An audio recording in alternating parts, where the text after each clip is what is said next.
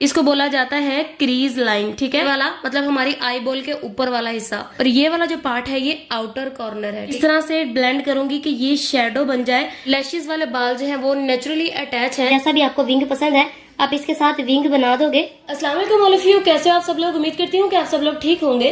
आज की इस वीडियो में मैं आप लोगों के साथ शेयर करने वाली हूँ कि आई मेकअप करने के लिए आपको जो है ना किस तरह से देखना पड़ेगा, कितने पार्ट्स हैं आपके आईज के और किस पार्ट पर कौन सा वाला कलर अप्लाई होगा तो आपका एग्जैक्ट मेकअप जो है ना वो हो सकता है।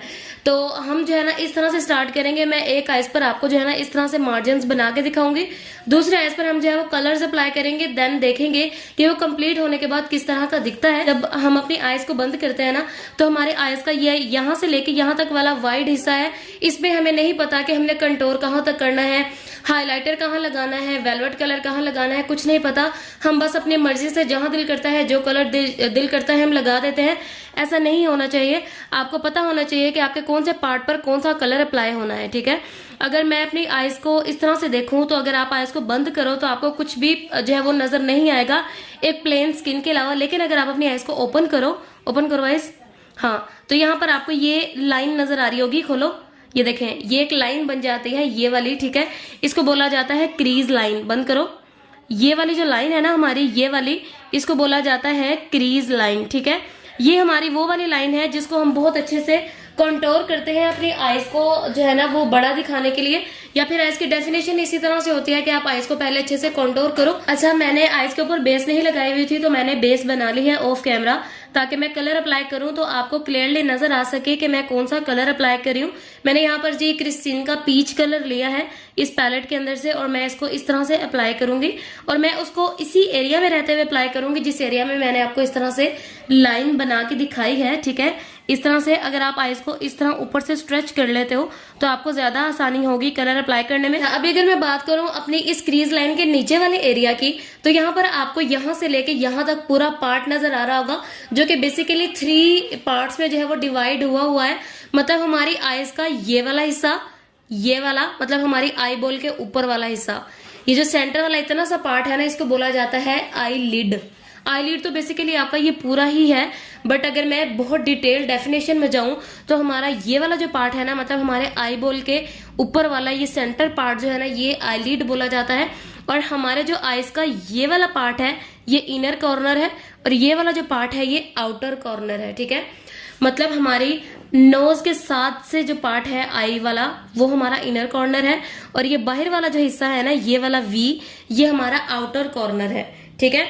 अभी यहाँ पर अगर देखा जाए, आपने अक्सर देखा होगा कि जब हम डार्क कलर्स अप्लाई करते हैं, जैसा कि मैं अक्सर यहाँ पर डार्क ब्राउन कलर जो है वो अप्लाई करती हूँ। किस तरह से अप्लाई करती हूँ, मैं यहाँ पर इस तरह से कलर अप्लाई करूंगी और इसको मैं बहुत अच्छे से इस तरह से ब्लेंड करूंगी कि ये शेडो बन जाए, ऐसा ना लगे कि कलर जो है वो अलग से पड़ा हुआ है, ठीक है। अगर आप कलर को ऐसे ही अप्लाई करके छोड़ दोगे तो आपका आई मेकअप बहुत ज्यादा शार्प लगेगा और ऑब्वियसली बहुत बुरा भी लगेगा, ठीक है। तो आपने अगर नोट किया हो तो कलर जो है वो डार्क वाला यहीं पर अप्लाई किया जाता है। कभी आपने देखा है कि डार्क ब्राउन कलर यहाँ लगा हो या डार्क कोई भी कलर है वो यहाँ लगा हो और लाइट कलर जो है वो यहाँ लगा हो? ऐसा कभी भी नहीं होता। डार्क कलर हमेशा आउटर कॉर्नर पर लगता है या फिर दोनों साइड्स पर लगता है। अकेला इस साइड पर कभी भी डार्क कलर नहीं लगाया जाता। ये इसी वजह से होता है कि हमारी आई मेकअप की थ्योरी ही ये है कि हमारा जो आउटर कॉर्नर है यहाँ पर डार्क कलर लगता है, और बाकी जो हमारा यहाँ से यहाँ तक वाला पार्ट है ना, यहाँ पर आप कोई भी जो है वो वेलवेट शेड लगाओगे, ठीक है, जो भी आपके ड्रेस में अवेलेबल है, गोल्डन, सिल्वर, पिंक, कॉपर, जो भी कलर अवेलेबल है वो आप लगाओगे। जैसा कि मेरे पास यहाँ पर ये कॉपर शेड है, ये मैं यहाँ पर अपने आई के ऊपर अप्लाई करूंगी, बट मैं इसको जो है ना इस तरह से अप्लाई करूंगी और मैं इसको इनर कॉर्नर तक लेके जाऊंगी, बट मैं इसको आउटर कॉर्नर पर लेकर नहीं आऊंगी, ठीक है। क्योंकि हमारी आई मेकअप की थ्योरी ये है कि हम इसको आई लिड वाले पार्ट से, मतलब आई बॉल से इनर कॉर्नर तक लेके जा सकते हैं, आई बॉल से आउटर कॉर्नर की तरफ हम इसको नहीं लेके आ सकते। इस तरह से मैं इसको अप्लाई करूंगी और फिर मैं इसको ऐसे ही नहीं छोड़ दूंगी, मैं इसको जो है ना अच्छे से फिंगर के साथ टैप टैप करूंगी ताकि जो हमारे इस कलर के एजेस है ना ये सॉफ्ट हो जाए, बिल्कुल इस तरह से, ठीक है। इस तरह से ये सॉफ्ट हो जाए और हमारा आई मेकअप जो है ना वो ऐसा ना लगे कि हर कलर जो है ना वो अलग अलग पड़ा हुआ है, ठीक है, लाइक दिस। ऊपर वाला एरिया है जो कि आपको ये नजर आ रहा है। अच्छा, हमारी क्रीज लाइन की ये वाली लाइन है ना, यहाँ से लेके यहाँ तक जो है ना वो ऑलमोस्ट हमारी कंटूरिंग जो है वो हो जाती है, क्योंकि बारीक लाइन तो हमने कंटूरिंग से बनानी नहीं होती, हमने उसको अच्छे से ब्लेंड करना होता है। और ब्लेंडिंग के दौरान में हमारा कलर जो है ना वो इतना सा स्प्रेड हो जाता है कि हमारा इतना एरिया जो है ना वो अच्छे से कवर्ड अप हो जाता है। उसके बाद बचता है जी हमारा ये वाला एरिया। तो जी हमारा जो ये वाला एरिया है ना, ये वाला पूरा यहाँ से यहाँ तक नहीं, जस्ट हमारा यहाँ से ये इतना एरिया, ठीक है, इसको बोला जाता है ब्रो बोन एरिया। ठीक है, हमारा यहाँ से लेके यहाँ तक वाला जो एरिया है ना, इसको बोला जाता है ब्रो बोन एरिया। और इस एरिया के ऊपर जो है ना वो हाइलाइटर लगाया जाता है। जैसा कि आप लोगों ने देखा है, अक्सर मैं हाइलाइटर यूज करती हूँ। आप किसी भी ब्रांड का हाइलाइटर यूज कर सकते हो। यहाँ पर मेरे पास गिब्रिनी का हाइलाइटर है और इसको मैं जो है ना इस तरह से अपनी आईब्रो के नीचे जस्ट इस एरिया में अप्लाई करूंगी। कभी आपने देखा है कि हाइलाइटर को यहाँ से लेके यहाँ तक अप्लाई किया जाए? ऐसा कभी भी नहीं होता। हाइलाइटर जो है ना वो हमेशा जो हमारी आईब्रो का ये वाला सेंटर वाला आर्च होता है ना, यहाँ पर अप्लाई करते हैं और फिर इसको थोड़ा सा ब्लेंड करके आगे और पीछे वाली साइड पर ले जाते हैं इस तरह से। ठीक है, अब बारी आती है जी हमारे इस एरिया की। तो हमारा जो ये वाला एरिया है ना, ये सेंटर वाला, जिस पर आप लोगों ने देखा है कि अक्सर हम लोग जो है वो हाइलाइटर या फिर कोई भी शाइनिंग वाला कलर जो है वो अप्लाई करते हैं इस एरिया में। तो इस एरिया को बोला जाता है जी टीयर डक्ट। ठीक है, टीयर डक्ट, DUCT। ठीक है, तो इस एरिया पर हम जो है ना वो हाइलाइटर अप्लाई करते हैं। वो आपकी मर्जी है, आप फिंगर के साथ अप्लाई कर लो या फिर आप ब्रश ले लो। इस तरह से हम जो है ना वो कलर को अप्लाई करते हैं अपने इनर कॉर्नर पर, जो कि बहुत ज्यादा खूबसूरत लगता है और आजकल बहुत ज्यादा ट्रेंडी भी है। अब बारी आती है जी हमारे इस एरिया की। तो हमारे जो लैशेस के बिल्कुल साथ साथ ये आपको लाइन नजर आ रही होगी, जिसके साथ हमारे लैशेस वाले बाल जो हैं वो नेचुरली अटैच हैं।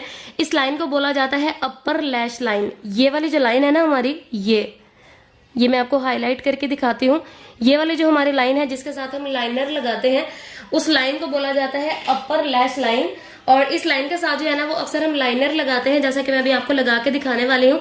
यहाँ पर जी मेरे पास काशिश का आई लाइनर है और आप लोगों ने देखा है कि जब भी हमने लाइनर लगाना होता है, सबसे पहले हम लोग जो है ना इस तरह से लैश लाइन के साथ साथ बिल्कुल एक लाइन ड्रॉ करते हैं।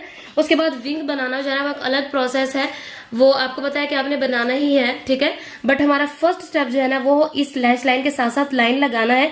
तो आपने याद रखना है कि आपके जो ये लाइनर वाली लाइन है ना, इसको बोला जाता है अपर लैश लाइन। ठीक है, इस तरह से हम कलर अप्लाई करेंगे।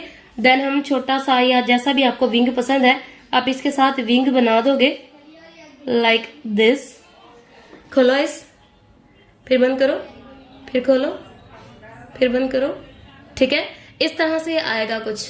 अब बारी आती है जी हमारे आईज के नीचे वाले पार्ट की। तो आप लोगों ने देखा होगा अक्सर हम आईज के ऊपर जो है वो मेकअप करते हैं, आईज के नीचे भी मेकअप किया जाता है। तो आपको पता होना चाहिए कि आपकी आईज का जो नीचे वाला पार्ट है उसको क्या बोला जाता है। तो अक्सर आप लोगों ने देखा होगा कि जो हमारी लैशेस वाली लाइन है ना, ये वाली, इसके बिल्कुल नीचे कलर अप्लाई किया जाता है। कभी आपने देखा है ऐसा कि लैशेस छोड़ के यहाँ पर कलर अप्लाई हुआ हो? ऐसा कभी भी नहीं होता। कलर हमेशा जो है ना वो लैशेस के बिल्कुल नीचे अप्लाई किया जाता है। डार्क कलर भी अगर आपने लगाना है तो लैशेस के बिल्कुल नीचे अप्लाई होगा और उसके साथ लाइट कलर के साथ ब्लेंडिंग होगी। तो जी इस पार्ट को बोला जाता है lower lash line, lower lash line. ठीक है, तो सेम कलर जो हमने आईज के ऊपर लगाया था वही मैं जो है वो आईज के नीचे अप्लाई करूंगी इस तरह से। अगर आप जो है वो कोई डार्क कलर लगाना चाह रहे हो या फिर कुछ लोगों को स्मोक जो है वो स्मोक टाइप लुक जो है वो पसंद होता है, या फिर काजल किसी को बहुत ज्यादा पसंद होता है, तो आप उसको जो है ना लैशेस के बिल्कुल साथ रख के लगाओगे। ऊपर देखो, लैशेस के बिल्कुल साथ रख के लगाओगे। उसके बाद आप किसी भी लाइट कलर के साथ उसको ब्लेंड आउट कर दोगे। मैक्सिमम आपका जो कलर है ना वो यहाँ तक आता है, इससे ज्यादा नीचे कलर जो है ना वो नहीं लेके जाते, क्योंकि वो अच्छा भी नहीं लगता। ठीक है, ऊपर देखो, तो हम बहुत अच्छे से लोअर लैश लाइन के साथ साथ कलर अप्लाई करेंगे और ये कंप्लीट होने के बाद दिखेगा कुछ इस तरह का। बंद करके दिखाओ, फिर खोलो, फिर बंद करो। तो जी आई मेकअप कंप्लीट होने के बाद दिखेगा जी कुछ इस तरह का। आइज खोल के बंद करके दिखाओ इनको। ठीक है, अगर आप इस मेथड को फॉलो करके और इसके हिसाब से इस टेक्निक को यूज करके आप आई मेकअप करते हो ना, चाहे आप स्मोकी आई करो, चाहे आप कॉर्नर सर्किट करो या आप स्मज मेकअप, किसी टाइप का भी आप मेकअप कर रहे हो, अगर आप इस टेक्निक को फॉलो करके इस बात को माइंड में रख के कि आईज के किस पार्ट पर कौन सा कलर अप्लाई होना चाहिए, आप उस हिसाब से मेकअप करोगे ना तो आपका मेकअप बहुत खूबसूरत होगा। तो आप लोगों ने जब भी मेकअप करना है, आपने इस टेक्निक को यूज करके इस बात को माइंड में बिठा के कि कौन सा पार्ट है, कौन सा कलर लगना है, देन आपने मेकअप करना है। और इस टेक्निक को जरूर ट्राई कीजिएगा, आपको खुद पता चलेगा, वाज़ेह फर्क नजर आएगा आपको कि आपके बिफोर मेकअप में और आफ्टर यूजिंग दिस टेक्निक जो है वो किस तरह का लुक जो है वो आपने क्रिएट किया है। तो वीडियो आप लोगों को कैसा लगा कमेंट करके जरूर बताइएगा। होप सो कि आप लोगों को बहुत कुछ नया सीखने को मिला होगा।